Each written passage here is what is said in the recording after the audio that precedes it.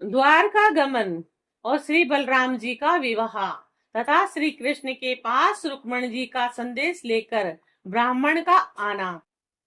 शुक्रदेव जी कहते हैं, प्यारे परीक्षित, भगवान श्री कृष्ण ने इस प्रकार इक्ष्वान इक्ष्वान नंदन राजा मुचकुंद पर अनुग्रह किया।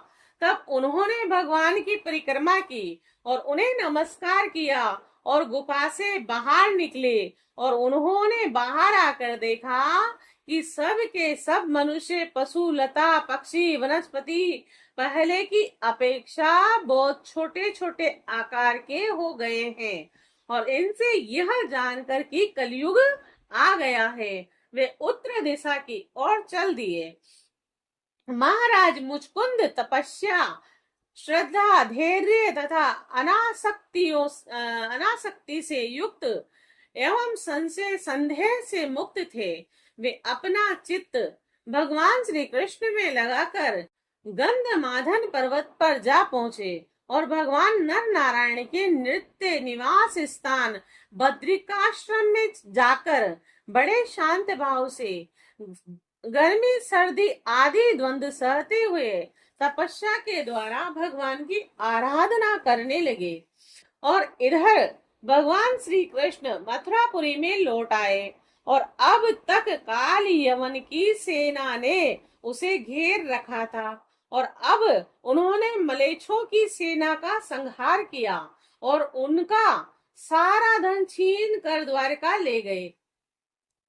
जिस समय भगवान श्री कृष्ण के आज्ञा अनुसार मनुष्यों और बेलों पर वह धन ले जाने लगा, उसी समय मगधराज जरासंध फिर 18वीं बार 23 अश्वरोहिणी सेना लेकर आधम का। और परीक्षित, शत्रु सेना का प्रबल वेग देखकर भगवान श्री कृष्ण और बलराम मनुष्यों की सी लीला करते हुए उसके सामने से बड़ी फुर्ती के साथ भाग निकले और उनके मन में तनिक भी भय नहीं था।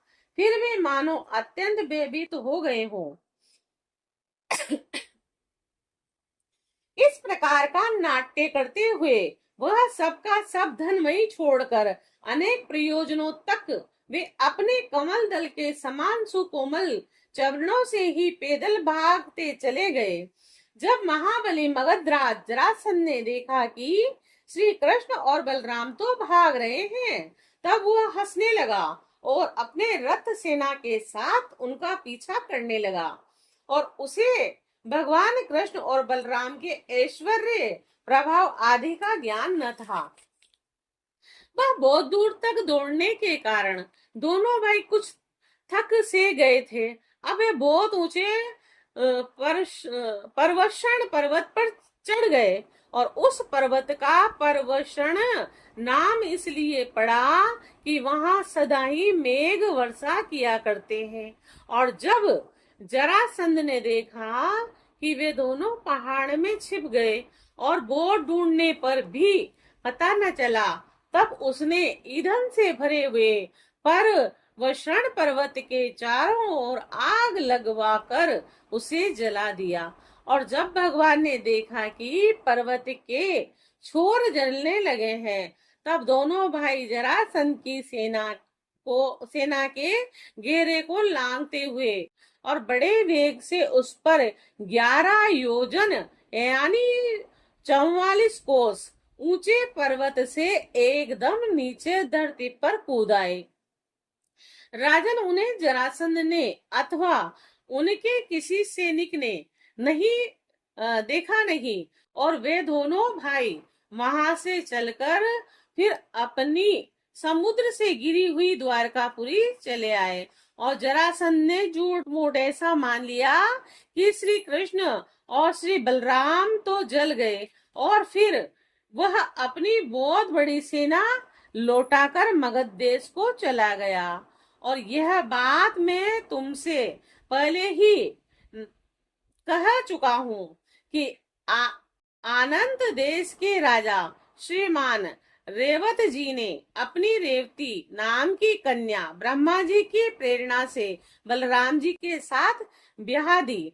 परीक्षित, भगवान श्री कृष्ण भी स्वयंवर में आए हुए शिशुपाल और उनके पक्षपाती सालव आदि नरपतियों को बलपूर्वक हराकर सबके देखते ही देखते जैसे गरुड़ ने सुधा का हरण किया था, वैसे ही विदर्भ देश की राजकुमारी रुक्मणी को हर लाए और उनसे विवाह कर लिया। और रुक्मणी जी राजा भीष्मक की कन्या और स्वयं भगवती लक्ष्मी का अवतार थी। और राजा परीक्षित ने पूछा कि भगवान, हमने सुना है कि भगवान श्री कृष्ण ने भीष्मक नंदिनी परम सुंदरी श्री रुक्मणी देवी को बलपूर्वक हरण करके राक्षस विधि से उनके साथ विवाह किया था। महाराज, अब मैं यह सुनना चाहता हूँ कि परम तेजस्वी भगवान श्री कृष्ण ने जरासंध, सालव आदि नरपतियों को जीतकर किस प्रकार रुक्मणी हरण किया था। महर्षि, भगवान श्री कृष्ण की लीलाओं के संबंध में क्या कहना है। वे स्वयं तो पवित्र हैं ही और सारे जगत का मल धोकर बहाकर उसे भी पवित्र कर देने वाले हैं। और उनमें ऐसी लोकोत्तर माधुरी है कि जिसे दिन रात सेवन करते रहने पर भी नित्य नया नया रस मिलता रहता है। और भला ऐसा कौन रसिक, कौन मर्मज्ञ है जो उन्हें सुनकर तृप्त न हो जाए। शुक्रदेव जी कहते हैं, परीक्षित, महाराज भीष्मक विदर्भ देश के अधिपति थे और उनके 5 पुत्र और एक सुंदर कन्या थी। और सबसे बड़े पुत्र का नाम था रुक्मी और छोटे 4 थे और जिनके नाम क्रमशः थे रुकम रथ, रुकम बाहु और रुकम केश और रुकम माली। और इनकी बहन थी सती रुक्मणी। और जब उसने भगवान श्री कृष्ण के सौंदर्य, पराक्रम, गुण और वैभव की प्रशंसा सुनी तो उसके महल में आने वाले अतिथि प्राय गाया ही करते थे। तब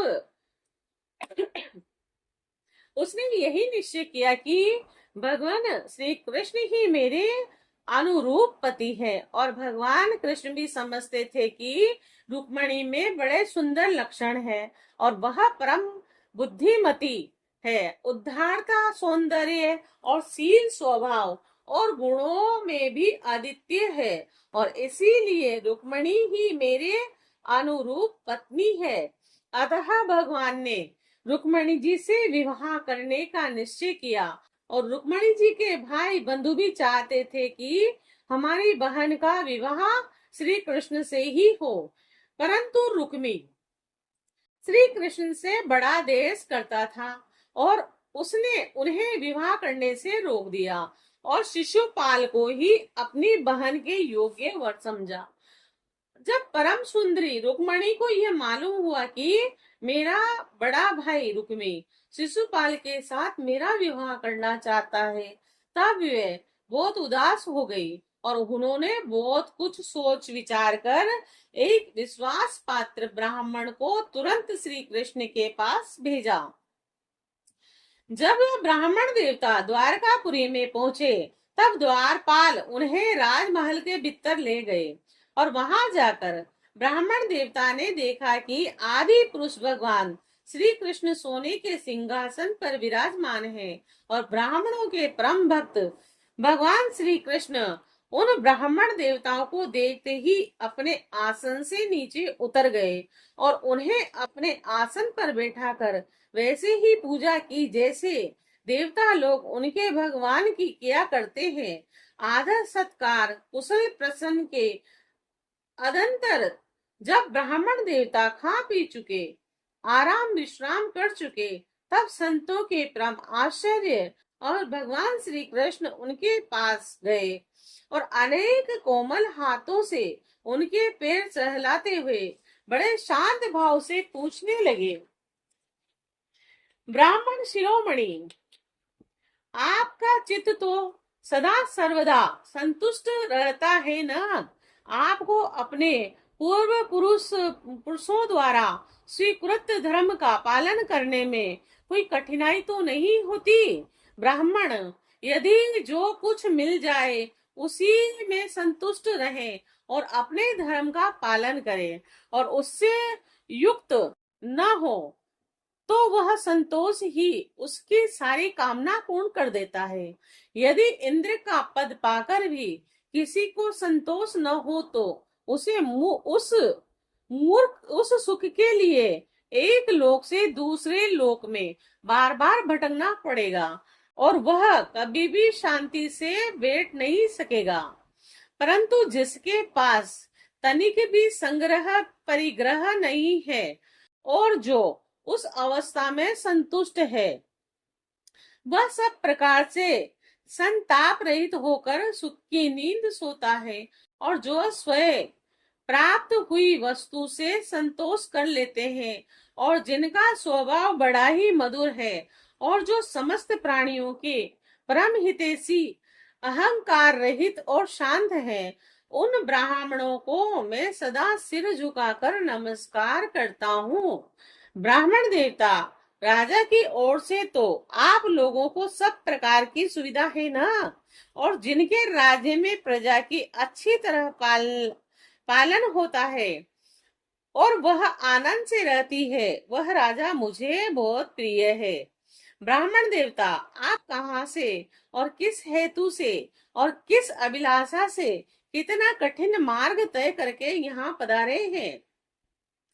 यदि कोई बात विशेष गोपनीय न हो तो हमसे कहिए, हम आपकी क्या सेवा करें। परीक्षित, लीला से ही मनुष्य रूप धारण करने वाले भगवान श्री कृष्ण ने जब इस प्रकार ब्राह्मण देवता से पूछा तब उन्होंने सारी बात कह सुनाई और इसके बाद वे भगवान श्री कृष्ण से रुक्मणी जी का संदेश कहने लगे।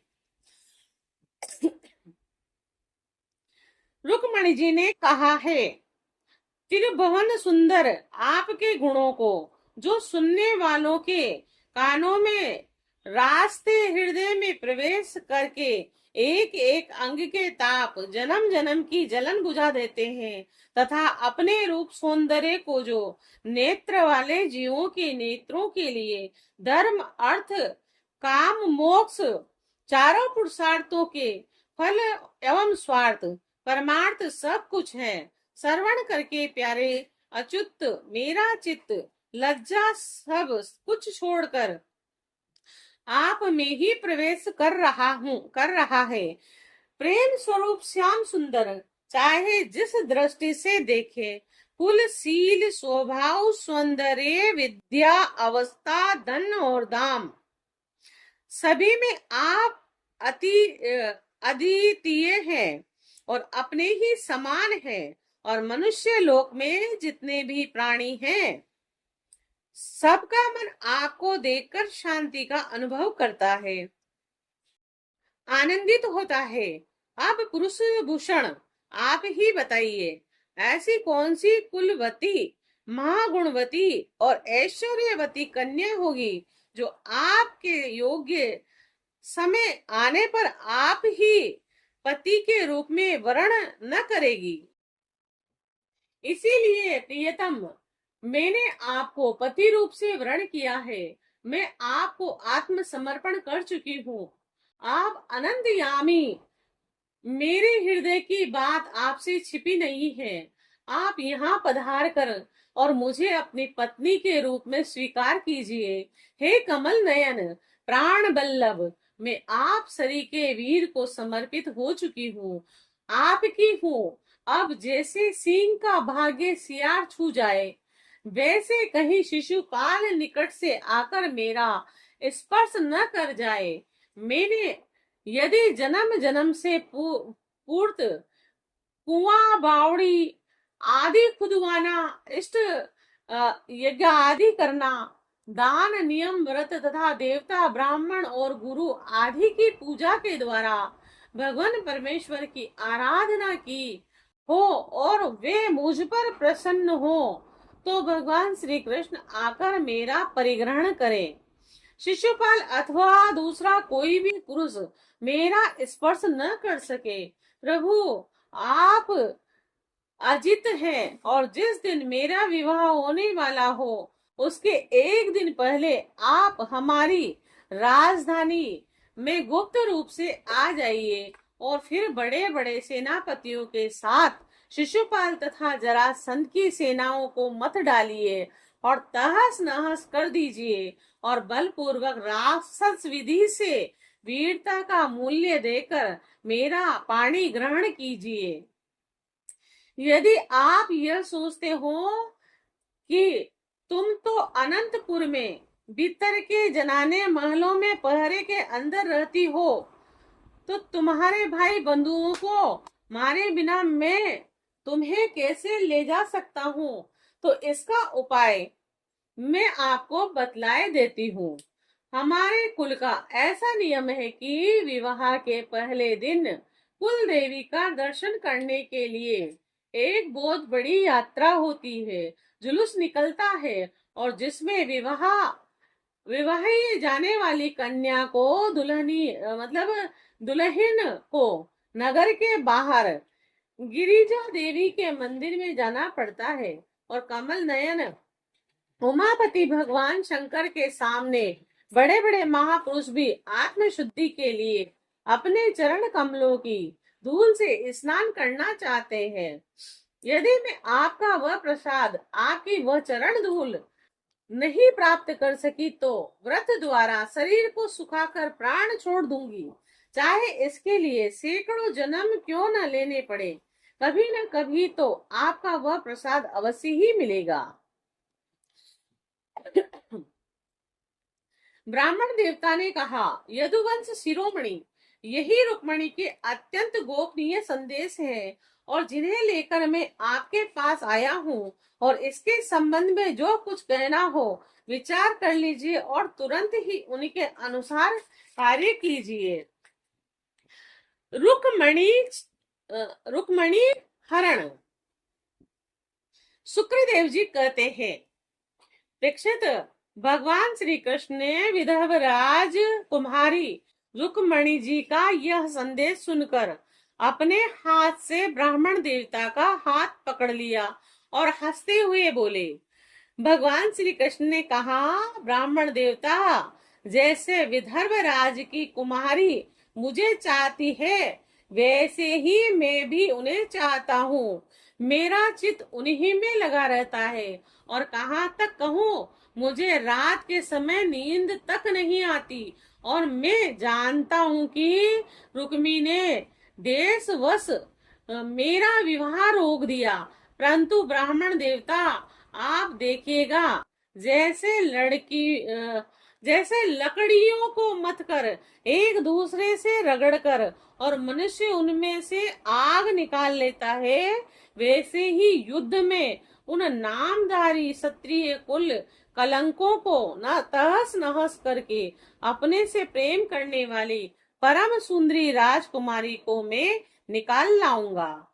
श्री सुखदेव जी कहते हैं, परीक्षित, मधुसूदन, श्री कृष्ण ने यह जाकर कि रुक्मणी के विवाह की लगन परसों रात्रि में ही है, और सारथी को आज्ञा दी कि दारुक तनिक भी विलंब न करके रथ जोत लाओ, और दारुक भगवान के रथ में शैव्य, सुग्रीव और मेघ पुष्प और बलाहक नाम के 4 घोड़े जोतकर उसे ले आए और हाथ जोड़कर भगवान के सामने खड़ा हो गया। और सूर्य नंदन श्री कृष्ण ब्राह्मण देवता को पहले रथ पर चढ़ाकर फिर आप भी सवार हुए और शीघ्रगामी घोड़ों के द्वारा एक ही रात में आंतर देश में, विदर्भ देश में जा पहुंचे। और कुंडिन नरेश महाराज बिस्मक अपने बड़े लड़के रुक्मी के स्नेहवश अपनी कन्या शिशुपाल को देने के लिए विवाह उत्सव की तैयारी करा रहे थे, और नगर के राजपथ, चौराहों तथा गली कूचे झाड़ बुहार दिए गए और उन पर छिड़काव किया जा चुका था और चित्र विचित्र रंग बिरंगी छोटी बड़ी झंडियां और पताकाएं लगा दी गई, तोरण बांध दिए गए।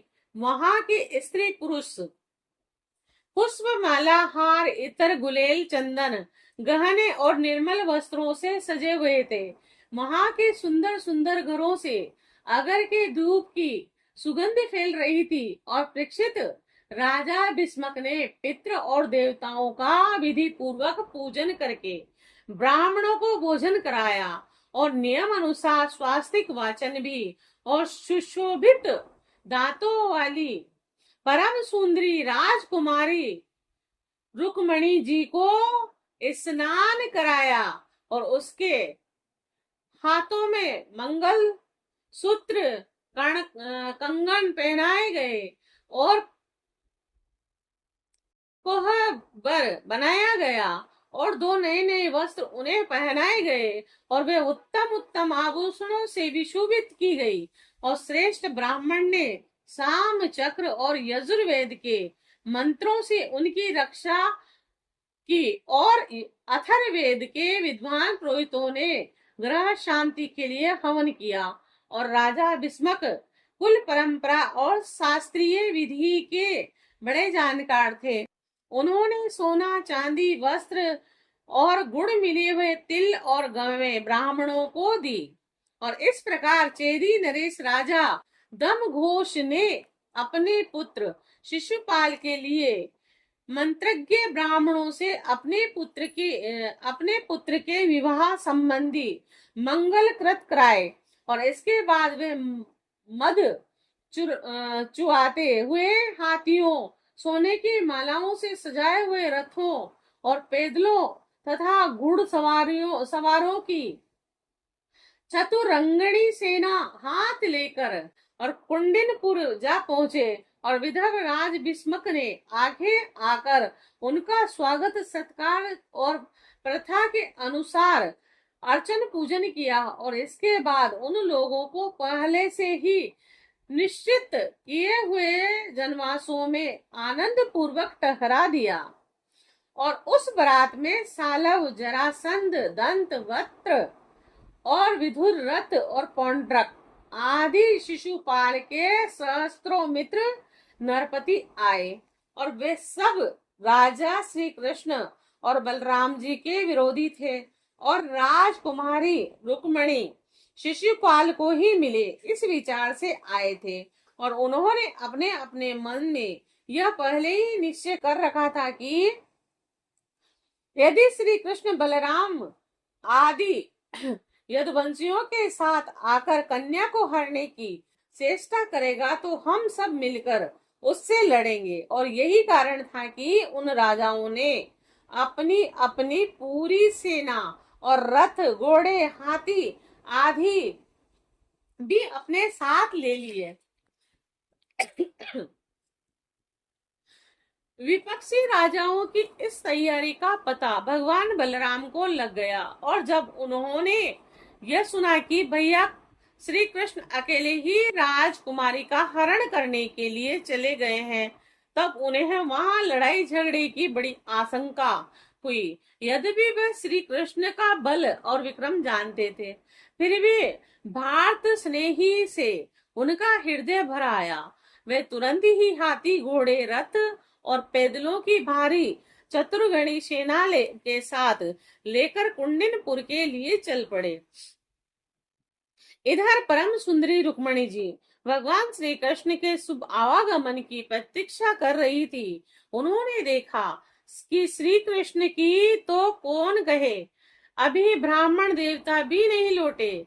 वे बड़ी चिंता में पड़ गई और सोचने लगी, अहो, अब मुझ अभागिन से विवाह में केवल 1 रात की देरी है, परंतु मेरे जीवन सर्वस्व कमल नयन भगवान अभी नहीं पधारे और इसका क्या कारण हो सकता है, कुछ निश्चय ही मालूम पड़ता है। यही नहीं, मेरे संदेश ले जाने वाले ब्राह्मण देवता भी अभी तक नहीं लौटे और इसमें संदेह नहीं कि भगवान श्री कृष्ण स्वरूप परम शुद्ध और विशुद्ध पुरुष ही उनसे प्रेम कर सकते हैं। उन्होंने मुझ में कुछ न कुछ बुराई देखी होगी, तभी तो मेरे हाथ पकड़ने के लिए, मुझे स्वीकार करने के लिए उद्यत होकर वे यहाँ नहीं पधारे। ठीक है, मेरे भाग्य ही मंद है। विधाता और भगवान शंकर भी मेरे अनुकूल नहीं जान पड़ते। यह भी संभव है कि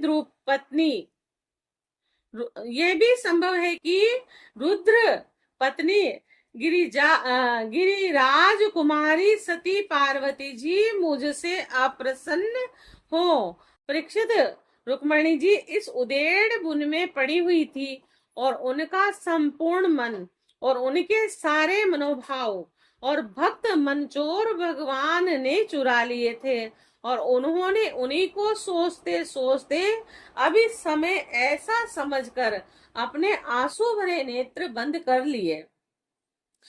परीक्षित, इस प्रकार रुक्मणी जी का भगवान श्री कृष्ण के शुभागमन की प्रतीक्षा कर रही थी, और उस समय उनकी बाईं जांघ बुझा और नेत्र फड़कने लगे, और जो प्रीतम के आवागमन का प्रिय संवाद सूचित कर रहे थे, इतने में ही भगवान श्री कृष्ण के भेजे हुए ब्राह्मण देवता आ गए, और उन्होंने अनंतपुर में राजकुमारी रुक्मणी को इस प्रकार देखा मानो कोई ध्यान मग्न देवी हो। सती रुक्मणी ने देखा ब्राह्मण देवता का मुख प्रफुल्लित है और उनके मन और चेहरे पर किसी प्रकार की घबराहट नहीं है। वे उन्हें देखकर लक्षणों से ही समझ गए कि भगवान श्री कृष्ण आ गए। फिर प्रसन्नता से खिलकर उन्होंने ब्राह्मण देवता से पूछा कि तब ब्राह्मण देवता ने निवेदन किया कि भगवान श्री कृष्ण यहाँ पधार गए हैं, और उनकी बुरी बुरी प्रशंसा की, और यह भी बतलाया कि राजकुमारी जी आपको ले जाने की उनकी सत्य प्रतिज्ञा की है। भगवान के शुभागमन का समाचार सुनकर रुक्मणी जी का हृदय आनंदित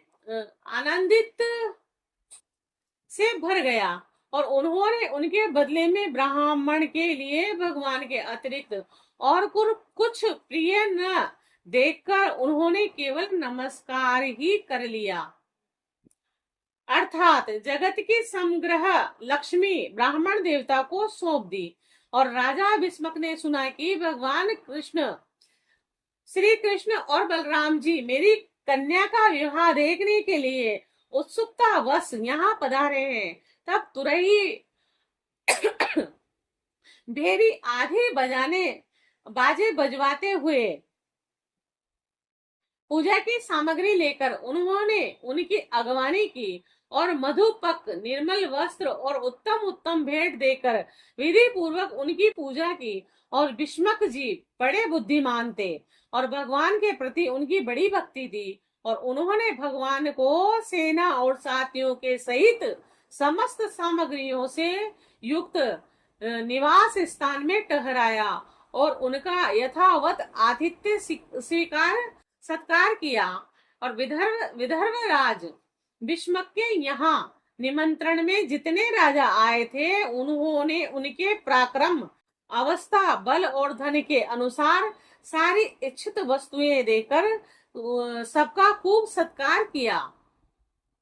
विदर्भ देश के नागरिकों ने जब सुना कि भगवान श्री कृष्ण यहाँ पधारे हैं, तब वे लोग भगवान के निवास स्थान पर आए, और उन्होंने अपने नयनों की अंजलि में भर भर कर उनके वदनार विंद का मधुर मकरंद रसपान करने लगे। वे आपस में इस प्रकार बातचीत करते थे कि रुक्मणी इन्हीं की अर्धांगिनी होने के योग्य है, और ये परम पवित्र मूर्ति श्याम सुंदर रुक्मणी के ही योग्य पति हैं, और दूसरी कोई इनकी पत्नी होने के योग्य नहीं है। और यदि हमने अपने पूर्व जन्म या इस जन्म में कुछ भी सत्कर्म किया है, तो त्रिलोक विधाता भगवान हम पर प्रसन्न हो और ऐसी कृपा करे कि श्याम सुंदर श्री कृष्ण ही विदर्भ राज रुक्मणी जी का परिग्रहण करे। परीक्षित, जिस समय प्रेम परवश होकर पूर्ववासी लोग परस्पर इस प्रकार बातचीत कर रहे थे और उसी समय रुक्मणी जी अंतपुर से निकलकर देवी जी के मंदिर के लिए चली और बहुत से सैनिक उनकी रक्षा में नियुक्त थे। वे प्रेम मूर्ति श्री कृष्ण चंद्र के चरण कमलों का चिंतन करती हुई भगवती भवानी के पाद पल्लवों का दर्शन करने के लिए और पैदल ही चली। और वह स्वयं मौन थी और माताएं तथा सखी सहेलियां सब ओर से उन्हें घेरे हुए थी और सूरवीर राज सैनिक हाथों में अस्त्र शस्त्र उठाए कवच पहने उनकी रक्षा कर रहे थे। और उस समय मृदंग शंख ढोल तुरही और भेरी आदि बाजे बज रहे थे। बहुत सी ब्राह्मण पत्नियां पुष्पमाला चंदन आदि सुगंध द्रव्य और कपड़े गहने कपड़ों से सज धज कर साथ चल रही थी और अनेक प्रकार के उपहार तथा पूजन आदि की सामग्री लेकर सहस्त्रों श्रेष्ठ वीरांगनाएं भी साथ थी। और गवैये गाते जाते थे, बाजे वाले बाजे बजाते चलते थे और सूत मगध और बंदी जन दुल्हन के चारों ओर जय जयकार करते हुए बिरंद बखानते जा रहे थे। और देवी जी के मंदिर में पहुंचकर रुक्मणी जी ने अपने कमल के सदृश सुकोमल हाथ पैर धोए आचमन किया और इसके बाद बाहर भीतर से पवित्र एवं शांत भाव से युक्त होकर अंबिका देवी के मंदिर में प्रवेश किया। और बहुत सी विधि विधान जानने वाली बड़ी बूढ़ी ब्राह्मणियां भी उनके साथ थी और उन्होंने भगवान शंकर की अर्धांगनी भवानी को और भगवान शंकर जी को भी रुक्मणी जी से प्रणाम कराया। और रुक्मणी जी ने भगवती से प्रार्थना की कि हे अंबिका माता, आपकी गोद में बैठे हुए आपके प्रिय पुत्र गणेश को तथा आपको मैं बार बार नमस्कार करती हूँ। आप ऐसा आशीर्वाद दीजिए कि मेरी अभिलाषाएं पूर्ण हो और भगवान श्री कृष्ण ही मेरे पति हो। और इसके बाद रुक्मणी जी ने जल गंध अक्षत धूप वस्त्र पुष्पमाला हार आभूषण अनेक प्रकार के नैवेद्य भेंट और आरती आदि सामग्रियों से श्री अंबिका देवी जी की पूजा की।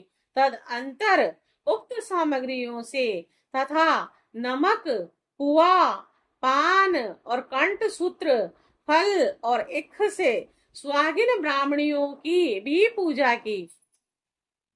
तब ब्राह्मणियों ने उन्हें प्रसाद देकर आशीर्वाद दिए और दुल्हन ने ब्राह्मणियों और माता अंबिका को नमस्कार करके और प्रसाद ग्रहण किया और पूजा अर्चना की। विधि समाप्त हो जाने पर उन्होंने मौन व्रत तोड़ दिया और रतन जड़ित अंगूठी से जगमगाते हुए कर कमल के द्वारा एक सहेली का हाथ पकड़कर वह गिरिजा मंदिर से बाहर निकली। और परीक्षित, राजकुमारी जी भगवान की माया के समान ही बड़े बड़े धीर वीरों को भी मोहित कर लेने वाली थी और उनका कटिभाग बहुत ही सुंदर पतला था और मुखमंडल पर कुंडलों की शोभा जगमगा रही थी और वे किशोर और तरुण अवस्था की संधि में स्थित थी और नितंब पर जड़ाऊ करधनी शोभायमान हो रही थी। वक्ष स्थल कुछ उभरे हुए थे और उनकी दृष्टि लटकती हुई अलकों के कारण कुछ चंचल हो रही थी। उनके होठों पर मनोहर मुस्कान थी, उनके दांतों की पात थी तो कुंदन कली के समान परम उज्जवल, परंतु पके हुए कुदरू के समान लाल लाल होठों की चमक से उस पर भी लालिमा आ गई थी और उनके पांवों के पायजेब चमक रहे थे और उनमें लगे हुए छोटे छोटे घुंघरू रुन झुन कर रहे थे, और वे अपने सुकुमार चरण कमलों से पैदल ही राजहंस की गति से चल रही थी। और उनकी वह अपूर्व छवि देखकर वहां आए हुए बड़े बड़े यशस्वी पुरुष सब मोहित हो गए, और कामदेव ने ही भगवान का कार्य सिद्ध करने के लिए अपने बाणों से उनका हृदय जर्जर कर दिया। और रुक्मणी जी इस प्रकार इस उत्सव यात्रा के बहाने मंद मंद गति से चलकर भगवान श्री कृष्ण पर अपना राशि राशि सौंदर्य न्यौछावर कर रही थी। और उन्हें देखकर और उनकी खुली मुस्कान तथा लजीली चितवन पर अपना चित लुटाकर वे बड़े बड़े नरपति एवं वीर इतने मोहित और बेहोश हो गए कि उनके हाथों से अस्त्र शस्त्र छूटकर गिर पड़े, और वे स्वयं भी रथ हाथी तथा घोड़ों से धरती पर आ गिरे। और इस प्रकार रुक्मणी जी भगवान श्री कृष्ण के शुभागमन की प्रतीक्षा करती हुई अपने कमल की कली के समान सुकुमार चरणों को बहुत ही धीरे धीरे आगे बढ़ा रही थी। उन्होंने अपने बाएं हाथ की उंगलियों से मुख की ओर लटकती हुई अलग हटाई और वहां आए हुए नरपतियों की और लजीली चितवन से देखा, और उसी समय उन्हें श्याम सुंदर भगवान श्री कृष्ण के दर्शन हुए।